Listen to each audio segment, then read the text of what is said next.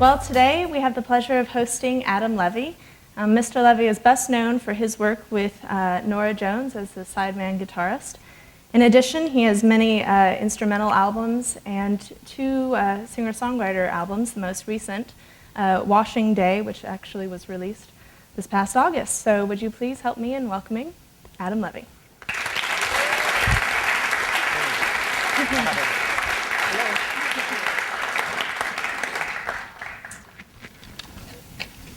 So how are you doing? So far, so good. Big full day. Yeah. Ricola is helping a lot. That's good. Well, just to kind of start off, you have a lot of experience, obviously, in playing in bands and getting started in that area. Mm-hmm. How did you get involved with Nora Gems? What was that connection? Let's see. It would have been, I think, 2000. She was going to school at the University of North Texas in Denton, studying jazz piano. And she decided to take a summer off from Texas and come to New York and just be a New Yorker for a summer. And by sheer luck, I happened to meet her first night in New York. She was at the 55 Bar, which is a jazz bar in New York. And not playing, just hanging out. And I was there to see somebody I knew, and somebody that we knew in common just said, "Hey, you two should meet." I remember him saying about her that she was double kick, double ass, meaning, I found out later, kick-ass piano player, kick-ass singer. I still remember that, double kick, double ass. Anyway, we talked about records we like. We talked about, anytime you meet a musician, you want to know, well, what kind of record you're into, this and that. And we had enough in common that I thought maybe we should play. So I wrote down my number on a little scrap of paper, and I said, if you ever need a guitar player, I'm your man, call me. If I had all the scraps of paper I've ever given out like that, it'd be a mountain of paper scrap. And it just happened that she called me back a couple weeks later and said, hey, I've got a gig. I'm playing at a Mercedes-Benz dealership. It was one of the strangest gigs I've ever done. There's sounds almost classy, but it was actually, we didn't get to drive the Mercedes or anything like that, but wow. There was a room in the Mercedes dealership in New York City that they used for art openings, and so somebody had done some paintings and they had rented out the room, and they were just basically having a reception, and they needed entertainment. So I don't know how they met Nora. She'd only been in New York a few weeks, but they hired her, and I was the only musician she knew, I guess, in New York so far. So she called me up and said, hey, do you want to play? And it was just me and her, and playing jazz standards mostly, Gershwin and Cole Porter and things like that. Completely different from where her career was with original songs and all that. It was just this funny little gig, and a lot of celery and spinach dip and champagne and plastic cups, and just like a little funny reception, and that was the start of it for me and Nora. Now, your role in kind of Nora Jones's band, I guess, is kind of the sideman, lead guitar. Mm-hmm. How has that kind of helped you, I guess, to form your own band? Well, that's a good question. Being a sideman has taught me a lot about being a leader, because you get the luxury of learning from what people do right, and also from what you think people maybe don't do as right as they could. And you say, oh, when I have a band, I'm not going to do that. I'm going to do this, or maybe somebody does something really brilliant, and you say, when I have a band, I'm going to do this. So I was taking notes, mostly really in my head. And the thing that I learned from a lot of sidemanning is just, to be a leader, the best thing you can do is have a very clear, simple focus.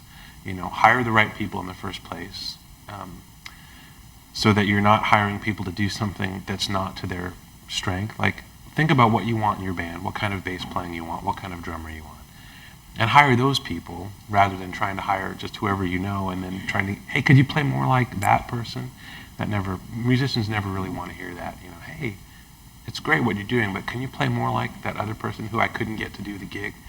That's not very nice. So hire the right people, hire the people that you really want, and then give them the most basic, clear direction that you can. it's not really so much career advice that I'm thinking about now, but just in terms of musical advice. You just kind of like, stacking the deck or loading the dice or something. You don't want to make it harder for yourself than you can. So hire good people, give them clear instructions.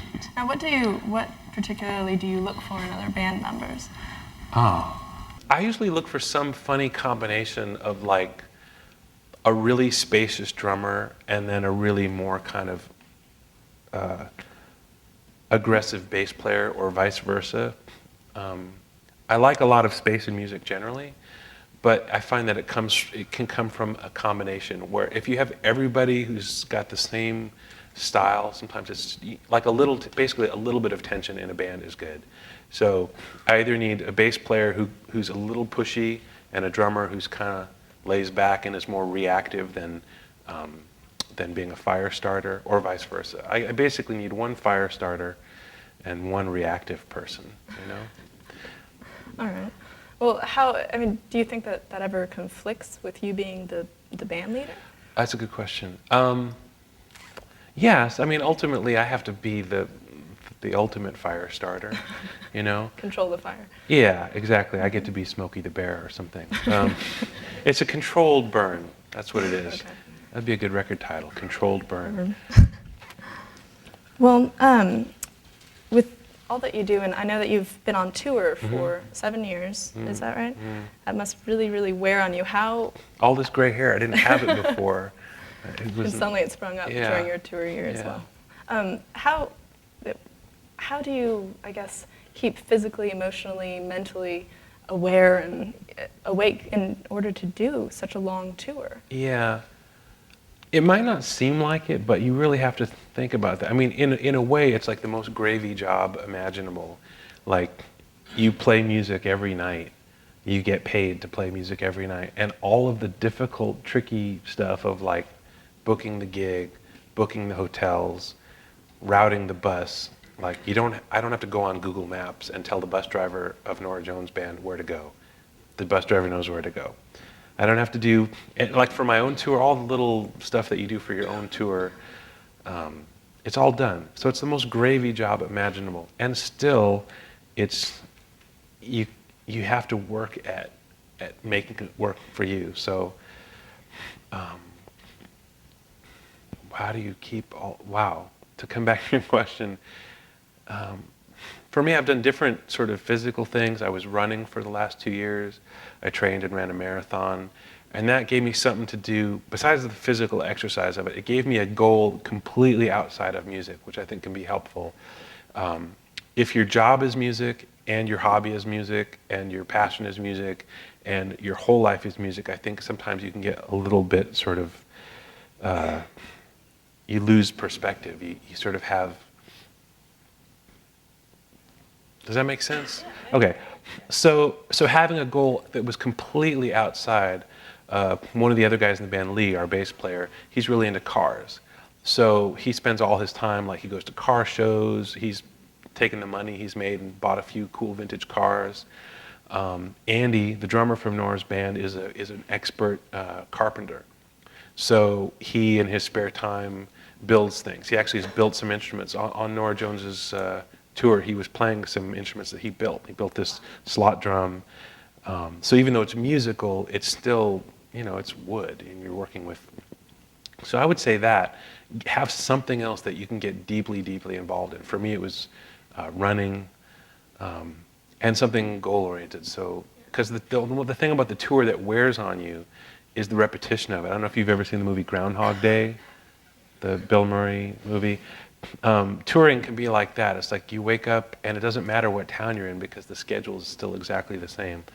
Breakfast is this time, lunch is that time, sound checks at this time. And it's really easy to just kind of, you go, I don't know where we are. I just know that breakfast is at this time. And so having something outside that can keep you really sane. Yeah. Well, even with touring, I'm sure kind of on a tour you play a lot of the same songs. Right. And that has to be pretty tiresome as well. Yeah. So do you tend to write songs on the road? road? Or I do. I mean, it's funny to talk about this. Like, the best advice I ever heard was like, anytime you hear a musician complain, don't listen, because, or there's the joke of, how do you make a musician complain? Give him a gig. I don't mean to sound, like, it's so hard being Nora Jones' guitar player. Believe me, it's harder than you can imagine. It's a really gravy way to live your life. But yeah, playing the same songs every night. I mean, we have maybe 18 songs in the whole repertoire that we play on a regular basis. And this year, from January until 3 weeks ago, I was playing those same 18 songs all the time.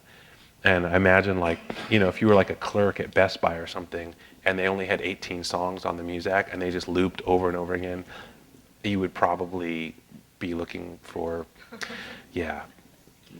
dangerous things to do with yourself or something. Anyway,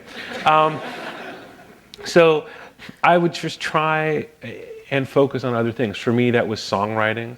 One of the things that broke the monotony of those songs was trying to write some new songs. So that's how I started writing songs, actually, was on Nora's first tour. I took a lesson from her. She was already bored with those 18 songs, and a lot of them were ones she had written or co-written. And we're on our first tour, and she said, well, I don't really want to keep singing these songs, Don't Know Why, and Come Away With Me, and etc. I wish we had some more songs. If anyone wants to write some songs, please do. So that's how I started writing, because I saw an opportunity. Here's somebody who's singing every night. They need songs. They're asking for songs. I got nothing better to do. I'm on a bus. What else am I going to do? And that's how I started, and it worked out to be great. And songs are great because you can really immerse yourself in them. They're just, even though when it comes all together and people hear it, it's only a 3-minute song. Until it's just that 3-minute song, it's a universe inside your head. Like, it could go anywhere. So you could really lose yourself in trying to craft a little tiny 3-minute song, and I have many times. It's great. The first song I wrote for Nora was a song called In the Morning. It wound up on her Feels Like Home record. And at that time, I was listening a lot to this guy, Chris Whitley. Does anyone know Chris Whitley? Singer-songwriter, guitar player? Yeah. And I just thought he was the most amazing songwriter, guitar player, creature that I could imagine playing music. He's just fantastic. You get any of his records. My favorite is one called Dirt Floor.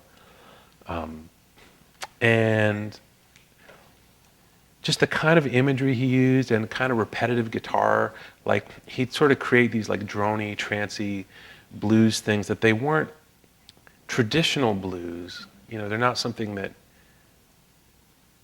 I don't think he played a lot of blues festivals or like blues cruises or anything like that. He wasn't a blues guy, but he used blues elements. So I wanted to write a song that had that. So I was really consciously trying to write a song modeled after what I thought of as the sort of the Chris Whitley model. So sometimes when I'm writing a song, that's what I'll do. I'll say, man, I want to write a Neil Young kind of song. And I'll just put all my Neil Young songs on my iPod and just hit shuffle and just have 24/7 Neil Young even when I'm sleeping and just kind of like soak it up. Some other times I might break it down and really like look at it as a structure. Like, okay, here's the first verse, here's the second verse, here's the bridge. What's happening here? How does that relate to this? What's happening here? How does that relate to that? And sometimes I'll even try and write a song that's exactly modeled on it. Like I'll take a Neil Young song and look at the rhythmic meter, how the words are laid out, and just write new lyrics to it. As if Neil Young called me up and said, hey, I got the song, it's got 3 verses, I need 3 more. And I'll try and write them using the structure that already exists. It's always for me easier to write a song in existing structure. The hard part is, that's why like haiku is cool, because like the structure is there, or a limerick is there. You could write limericks all day, but if somebody just says, hey, write a poem, it's harder because you don't know where to start. At least with a limerick, there's a structure, or with a haiku. So I always am looking for that. And so sometimes one song a song I have called Ukulele, it came to me, I was walking around. No instrument in hand, no tape recorder. I had to just keep it all here, and I didn't know what it was going to sound like until I really had the guitar in hand.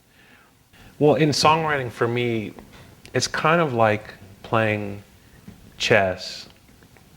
in that there's like an opening game, and then there's like the middle game, and then there's the end game. And they're different skill sets. You guys know what I mean by that? Okay.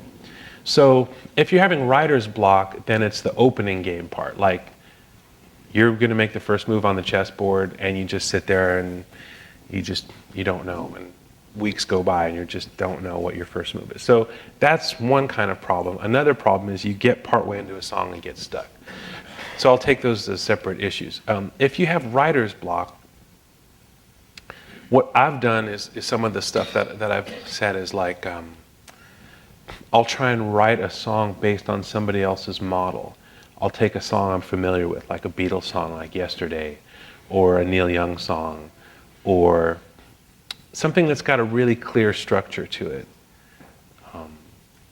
And I'll just try and write a new song based on that structure. That doesn't mean that's going to go on to be a song that I'm going to want to use in my record or my shows, but it just gets me writing. That's the main thing about writer's block, when I have it anyway, is that I'm not writing. It's not that I'm writing stuff I don't like, it's just that I'm just not writing. And so I find little ways of tricking myself into just writing something. That's really what it is. Like, just write something, open your mouth, make something happen. And people who are really good at it are just creative, and it just comes easily. Some other people have a different thing where they just have a writing schedule. I read an interview with Nick Cave. Do you guys know Nick Cave? And he said that's how he does it. He has an office he goes to. He leaves home, and certain number of hours a day. I can't do that. I don't find that works for me. But I respect it as a work ethic. So I just have all these little tricks. Thinking like another way to just get myself writing. I'll just think of a word and then try and write down every possible rhyme for it that I can. And even when I think I've got every rhyme for it, I'll try and dig a little deeper for even just absurd ones.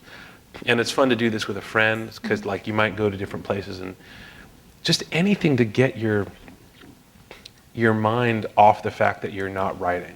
Because what happens is when you're not writing, you tend to just go, oh man, I'm not writing, this is a problem, and then that doesn't help you.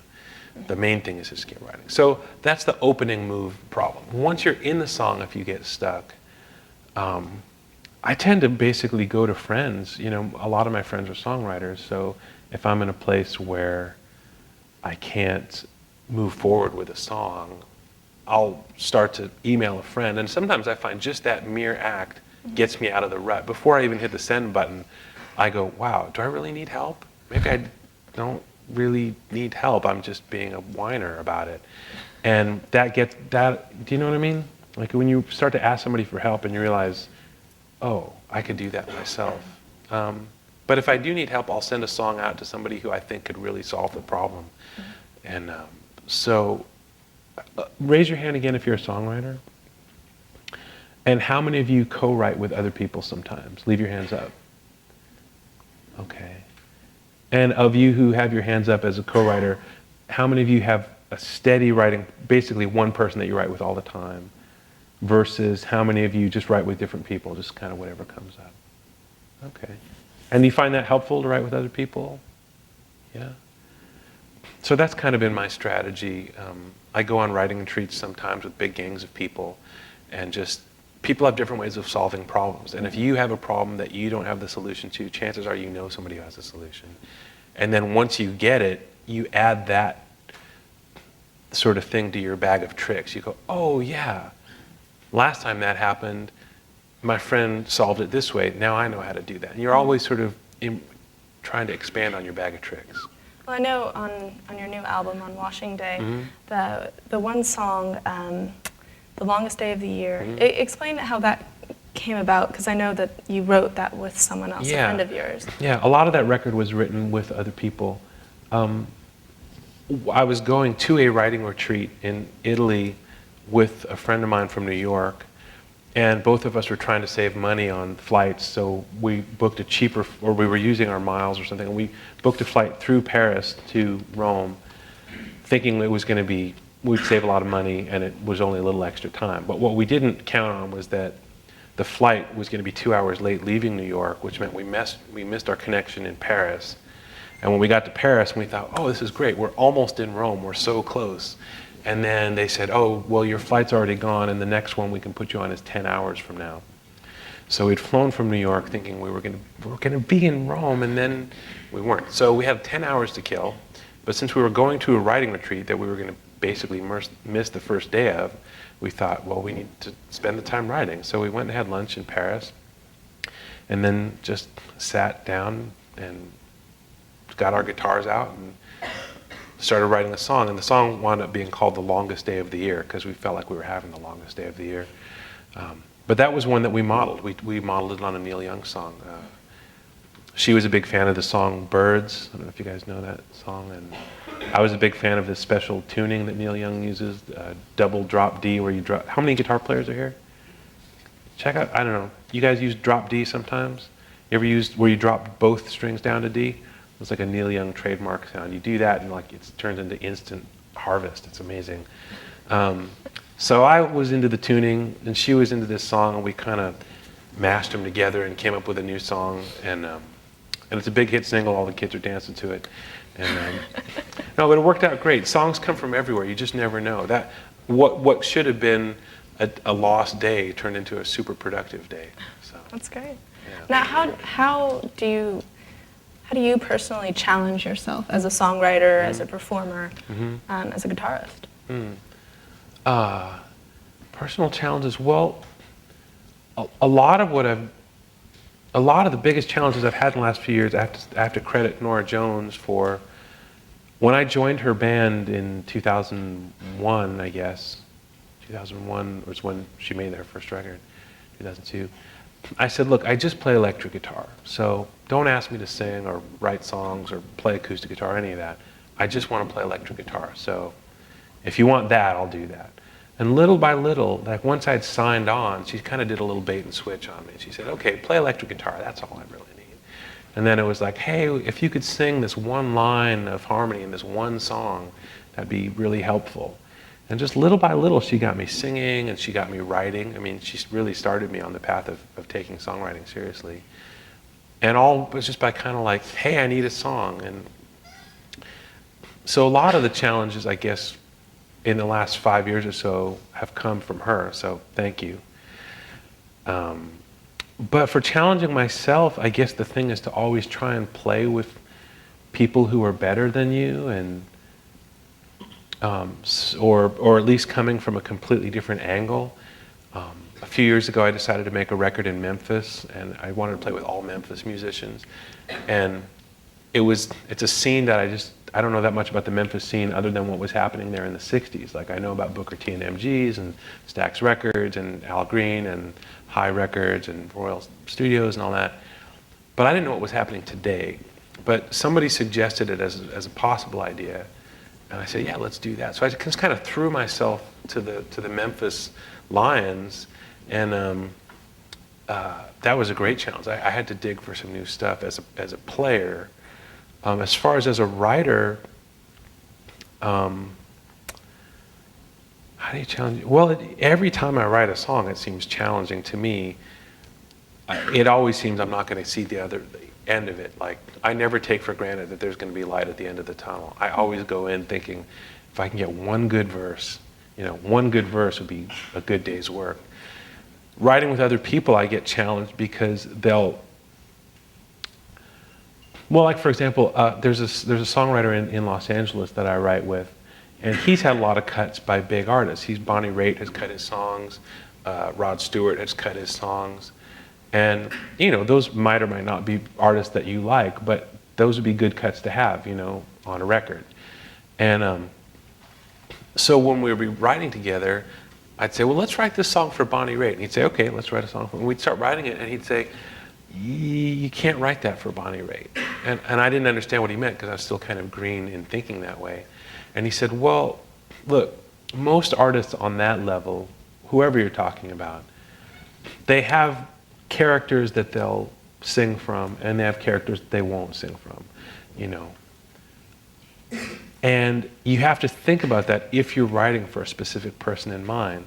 So the challenge was, for me, my friend Larry, who had written with her and knew her, said, here's the rules. Here's what Bonnie will sing. Here's what Bonnie won't sing. Now, I took it on faith that he knew. He could have been lying, I don't know. But assuming that he knows that to be true, or assuming you're working directly with the artist, which is the best case scenario anyway, if somebody says, hey, I'll tell these kind of stories, but I won't tell these kind of stories, that's a challenge to me, because for me as a performing songwriter, I'll tell any kind of story. I don't mind. I'm shameless. I mean, some of the stories in my songs are illegal, and some of the stories are, you know, if they prove to be true, I could be in a lot of trouble. But I don't mind, because it's storytelling. That's all it is. And but somebody like Bonnie Raitt has more at stake. Maybe I don't have anything to lose if I sing a song and somebody thinks I'm an asshole because I said a certain thing in a song. Bonnie Raitt has more to lose. So that's how I found the challenge is to try and get inside other people's heads. Not to pick on Bonnie Raitt. Somebody asked me to write a song last year for Aerosmith, and I thought I had it really dialed in, and we wrote it, and I got completely shut down by the publisher. They said, Steven Tyler won't sing that kind of lyric. You know, you have to think about who he is and what he's trying to represent as an artist. So those kind of things are great as a songwriter. If you're the artist, you probably think that you have no limitations. You'll write anything and you'll sing anything because it's from your life or it's from your creativity. But the confines of radio and the pop music business are that if you're writing for other people to sing, you have to take that into consideration. Not only really basic things like their vocal range, but their emotional range, you know? Mm-hmm. Well, how do you go about even determining that? Well, hopefully you have somebody who, like I said, the best case scenario is if you're sitting in a room with Steven Tyler and he says to you, yeah, I'll sing that, or no, I won't sing that.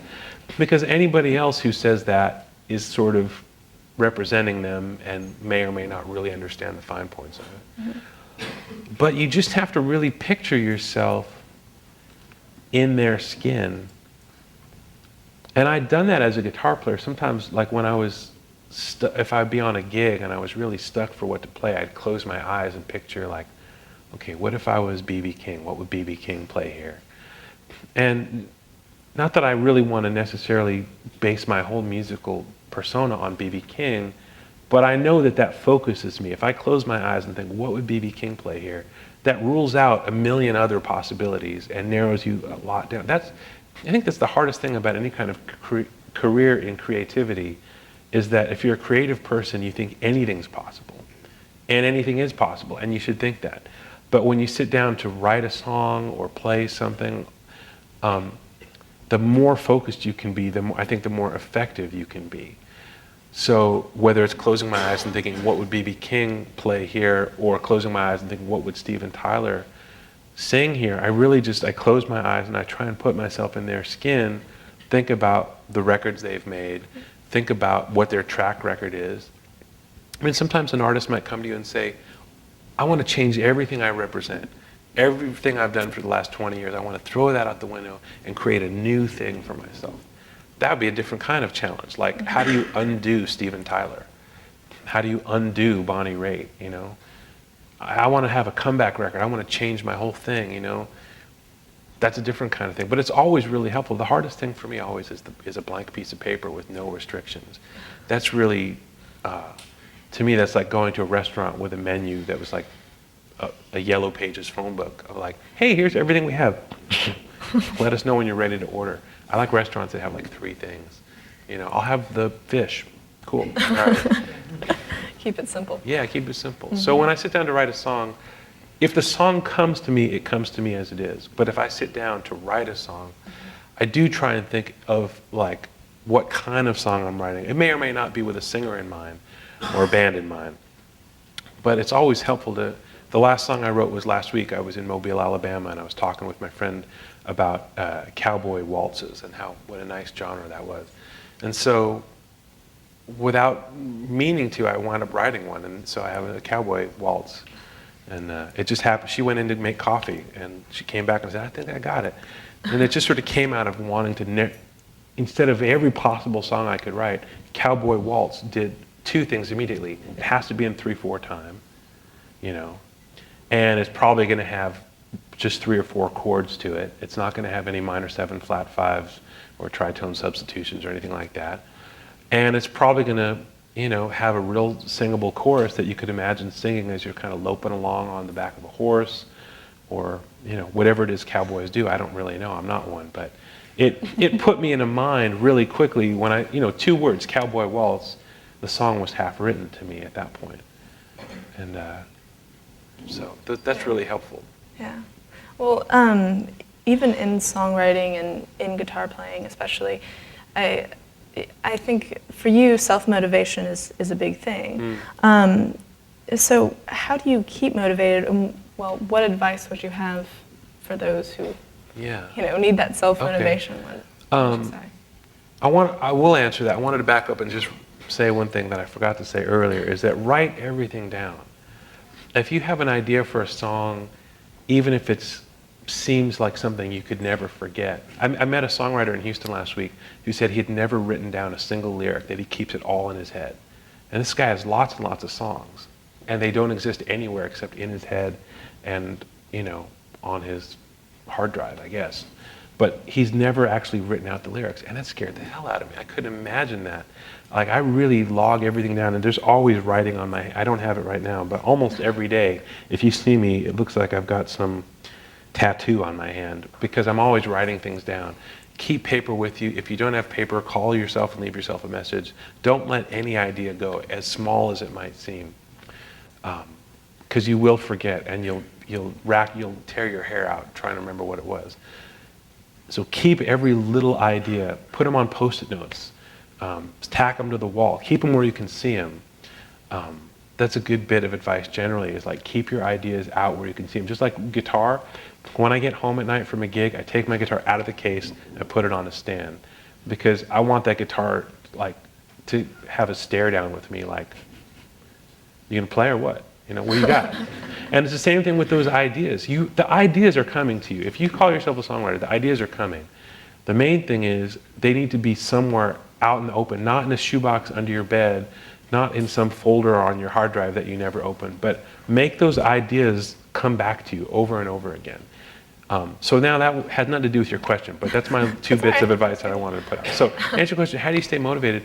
In New York, it's really easy to stay motivated because there's so many good musicians that all I have to do is walk out of the house on a Tuesday night and go to a club like the Living Room or Rockwood Music Hall, or, you know, any number of places that I can walk to from my house, and watch somebody else do it who's better than me, and go, wow, I need to go home and start writing some songs. Now, you have a lot of live music here, so you're fortunate. But if you live in a town that you don't have a lot of live music, I guess the way you'd stay motivated is just listen to the giants, listen to the people who you think are writing the best songs you've ever heard, and try and rise to that challenge. You know, great songs are getting written every day, and you could be writing them. You know, doesn't have to be Neil Young; it might be you. But you have to do it. They don't write themselves. You know, so that's how I get my inspiration. It's just basically from getting my butt kicked every day by seeing other people do it really well. In New York, that's easy. Yeah. Who do you look to kind of as your heroes, your guitar heroes? Guitar heroes, well, I mentioned Chris Whitley. He died last year or the year before. It was so sad. Great, amazing guitar player. Just a freak. The guitar players I like most are the guitar players that you can't figure out what they're doing. You know, like I like Jeff Beck a lot. I don't know if you guys are into Jeff Beck. He's an English guitar player, came up in the 60s, played in the Yardbirds for a little bit, sort of a contemporary of Jimmy Page and Eric Clapton. Everybody knows who Eric Clapton is, and almost everybody knows who Jimmy Page is. He's the guitar player in Led Zeppelin. Jeff Beck was so much his own guy that nobody seems to know who he is unless you're a guitar player. But what I like about him is that I can't figure out what he's doing.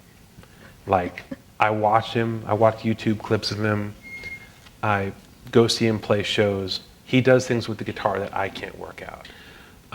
Jim Hall is a jazz guitar player who's that way to me. Like, you could transcribe all his solos, but I still think there's something about what he's doing that's hard to get exactly what it is because of the way he uses the guitar with open strings, or the way he fingers things. And if you don't get exactly his fingerings, you're not getting exactly what he's doing. Django Reinhardt is another one.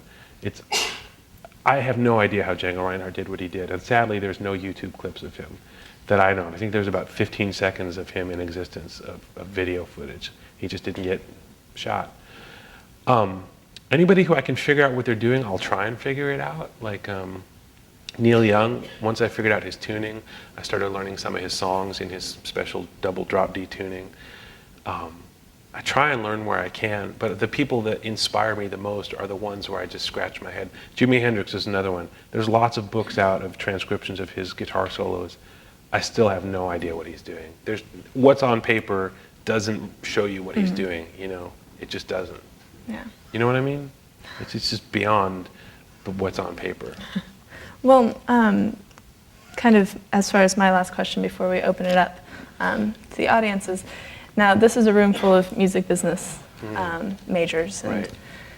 And what advice would you give as far as the business side of what you do to potential? Well, if you're a side person, then I would just say be as professional as possible.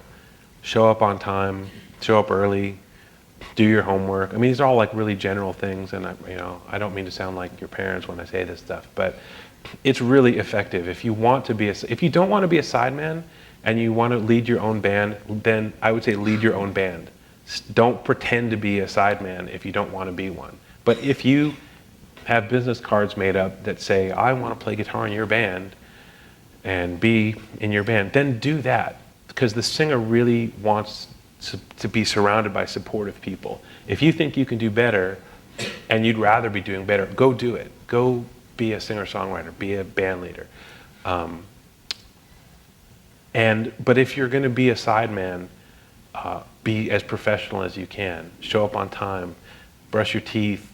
Don't make the artist look bad. Make them look good. Think of all the ways that you could support them and make them look good.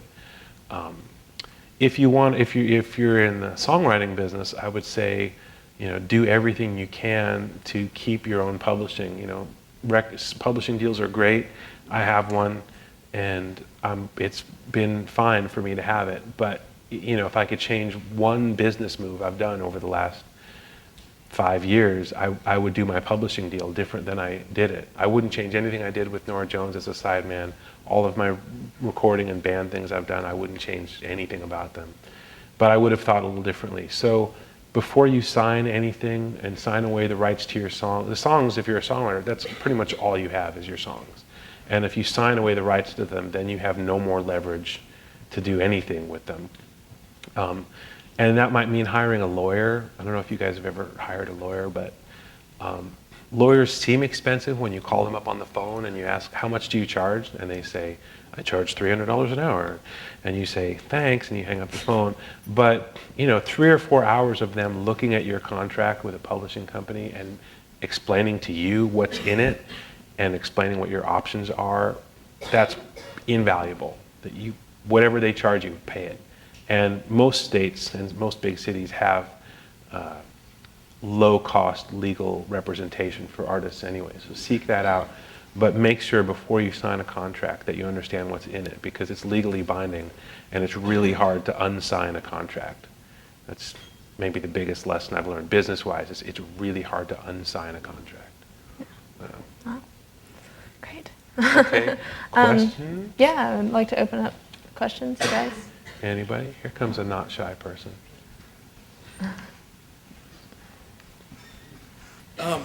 When you're writing a song and you're approaching the song, as far as instrumentation goes, do you think about what you want the song to be arranged as far as the band that's going to be backing it up? Or do you think about what instruments are needed for that song as you're writing it, as an art piece? Yeah. I would say for the most part, I don't think about the instrumentation as I'm writing. And part of it might be a kind of old-fashioned stubbornness in that I want the songs to be able to stand up with just voice and guitar. And if they can't stand up with just voice and guitar, or just harp and guitar or piano and guitar, whatever your instrument is, then, I don't think they're very good songs. But I might just be old-fashioned and stubborn. But that's how I am. So as an acid test, I think about that. I want to write a song that doesn't need any special instrumentation. That said, though, when I'm writing for a recording, like this last record I made, Washing Day, I knew who the band was going to be before I had finished writing the record. So I had about half the songs written. Then I set a recording date about 3 months ahead to give myself a date to work towards. And then I hired the band so I could get committed guys. I knew, okay, here's the date, be in that room on those days. And then knowing who the band was, I think did change the last 3 or 4 songs that I wrote for the record, because I knew what their strengths were.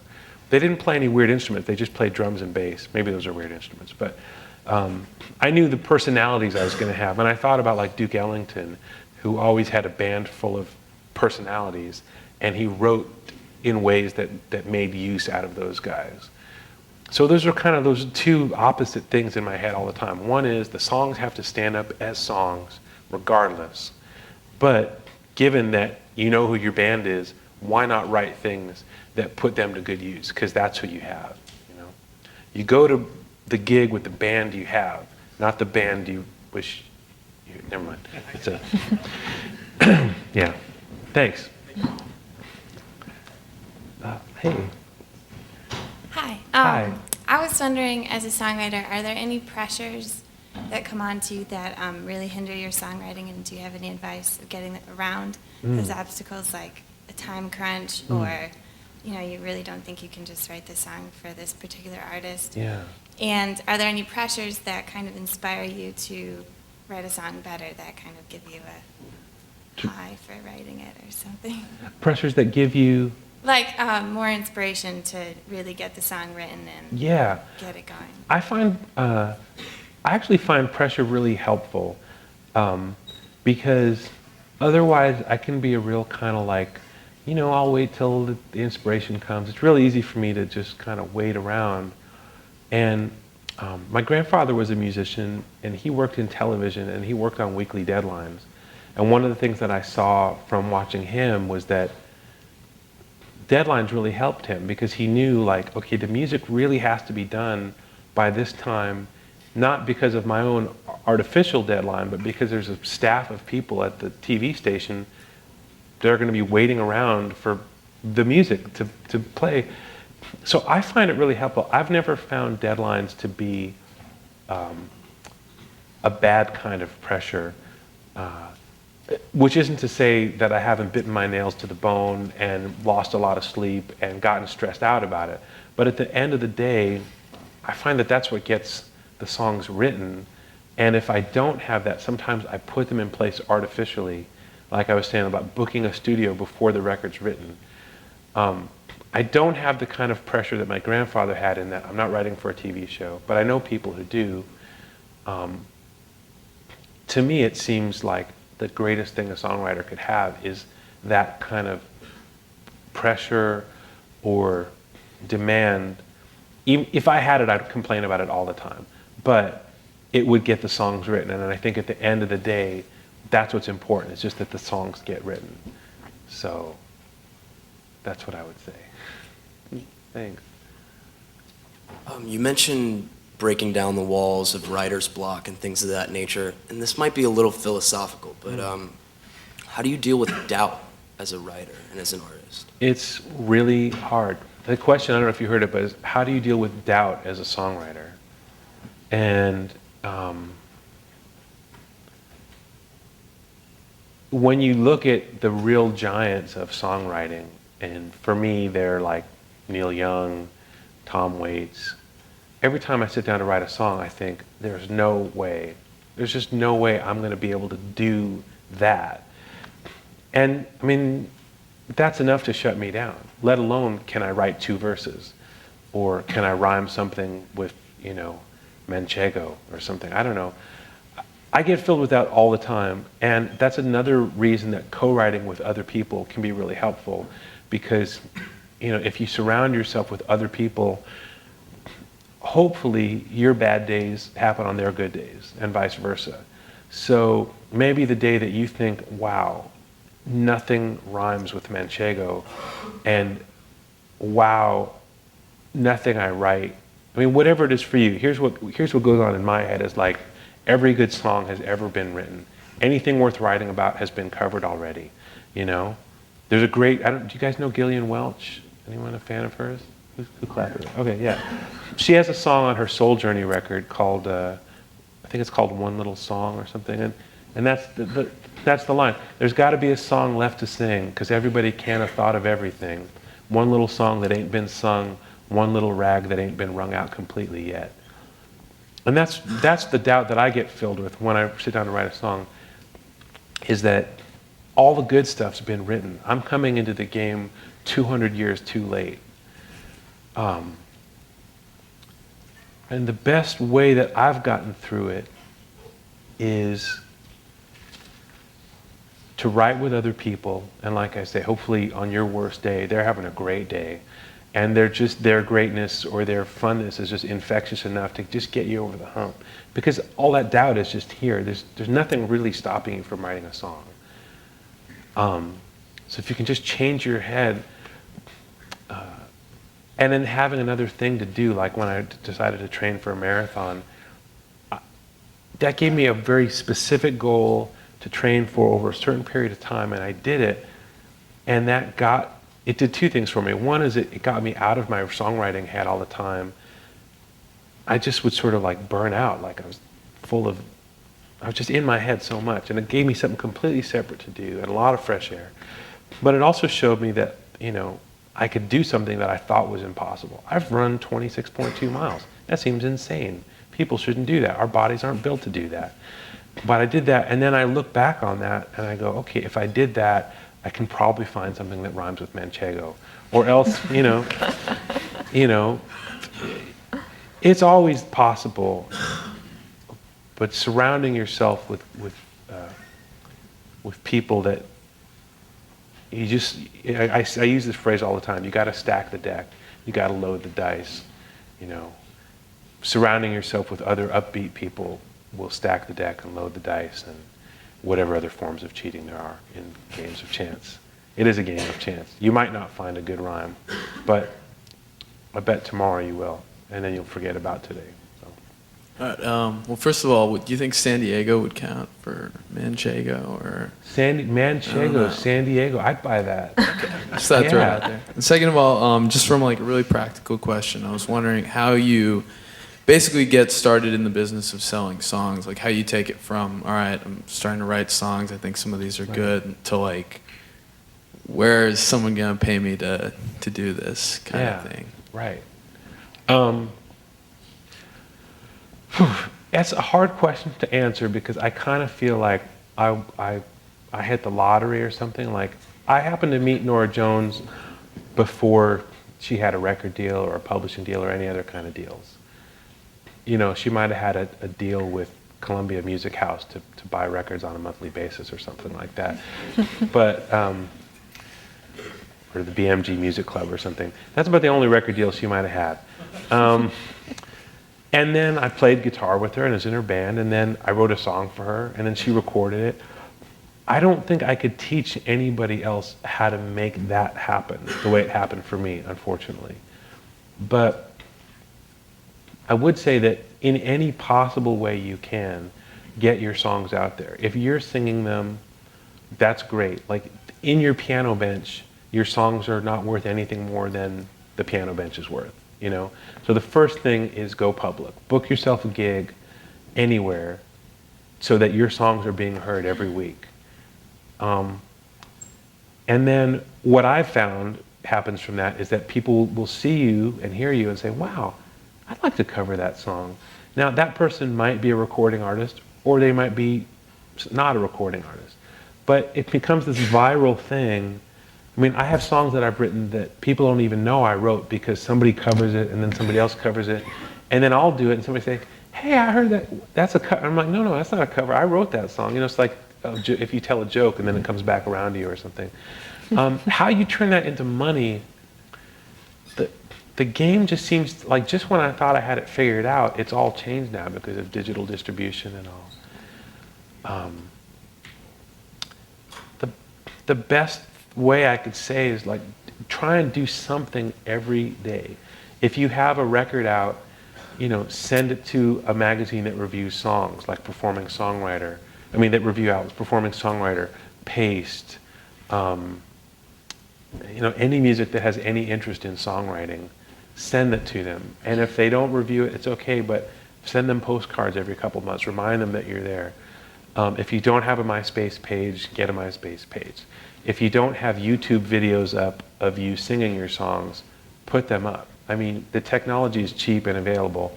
The best thing is just get them out, push them out, get them everywhere, and just try and do something every day. And after about 10 days, you'll think, well, I've done everything I know how to do, and maybe that'll kind of twist your brain to think of something new or ask somebody else what to do. But how to really turn your songs into cash money.